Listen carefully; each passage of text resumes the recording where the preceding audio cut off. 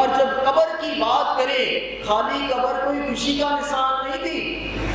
یہ شاگردوں نے خالی قبر دیکھی اور اس کے بعد جو ہے وہ جشن منانا شروع کر دیا کہ یسوع جیت تھا۔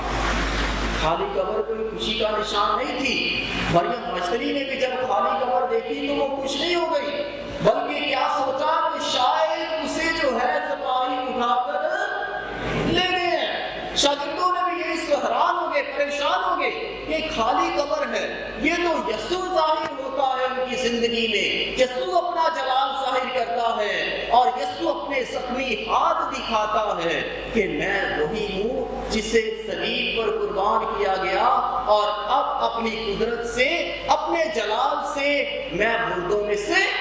جی اٹھا ہوں۔ بس یسوع جو ہے وہ ظاہر کرتا ہے، یسوع واضح کرتا ہے، یسوع زندگی کے بھید کھولتا ہے۔ اور جب ہم دیکھیں کہ خالی قبر جو ہے اس کا مطلب کیا ہے، کوئی قبرستان میں سے گزرے تو کیا ہوتا ہے؟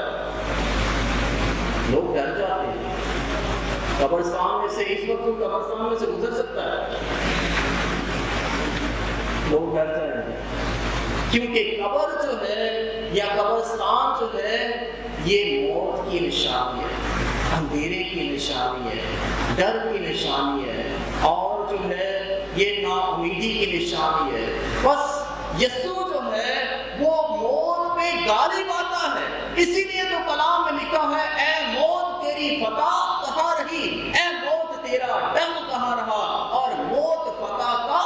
لقمہ ہو جاتی ہے، موت فتح کا لقمہ ہو جاتی ہے۔ بس یسوع جو ہے وہ اس قبر پہ بھی غالب آتا ہے، اس کی قدرت ہے، یہ اس کا اختیار ہے کہ قبر بھی جو ہے وہ ہار جاتی ہے، موت بھی ہار جاتی ہے، اور کلام کے الفاظ ہیں کہ اے موت تیری فتح کہاں رہی، کیونکہ دنیا میں کوئی انسان نہیں ہے جو موت کا مزہ نہ چکھے، لیکن یسوع موت میں سے گزرا اور موت کے بعد جو ہے اس موت پہ بھی غالب آیا، کیونکہ وہ زندگی ایسی ہے جو کثرت کی زندگی ہے، وہ زندگی خود دینے والا ہے، اور جو خود زندگی دینے والا ہے موت بھی اسے ہرا نہ سکی۔ بس وہ مردوں میں سے جی اٹھتا ہے، اور ہم سب کو یہ فضل دیتا ہے کہ ہم بھی اس کے ساتھ جی اٹھیں، ہم بھی اس کے ساتھ اپنی انا کی قبروں سے، اپنے رد کیے جانے کی قبروں سے، لڑائی اور جھگڑے اور نفرت کی قبروں سے، نا امیدی کی قبروں سے، اندھیرے کی قبروں سے، موت کی قبروں سے ہم بھی جی اٹھیں، اور یسوع کے ساتھ جب ہم جی اٹھتے ہیں تو آج خوشی کے ساتھ ہم کہہ سکیں گے کہ ہم بھی باشکائی لوگ ہیں، اور ہالےلویا ہمارا نعرہ ہے۔ ورنہ یہ عید جو ہے صرف فیشن رہ جائے گا،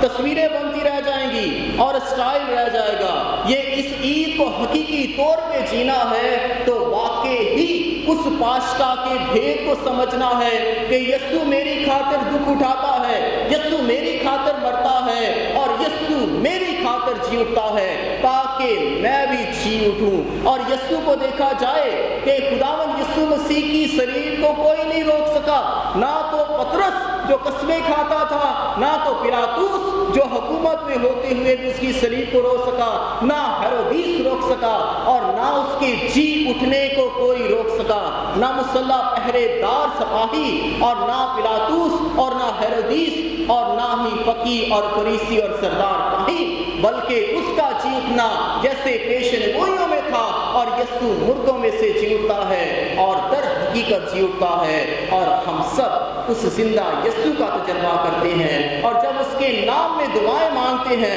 اس کا فضل دیکھتے ہیں، اور وہ ہمیں اپنی برکات سے نوازتا ہے۔ بس آج کلیسیا یہ فضل حاصل کرتی ہے کہ ہم بھی اس زندہ یسوع کے ساتھ مردوں میں سے جی اٹھیں، اپنی انا کی قبروں سے، لالچ کی قبروں سے، اور ہر طرح کی برائی سے جی اٹھیں، تاکہ یسوع جو ہے مجھ سے ظاہر ہو، اور یہ نجات کا کام جو ہے مجھ سے ظاہر ہو، اور ہم بھی جو ہیں وہ مقدس اگسٹین کی طرح کہہ سکیں کہ ہم باشکائی لوگ ہیں، اور ہالےلویا ہمارا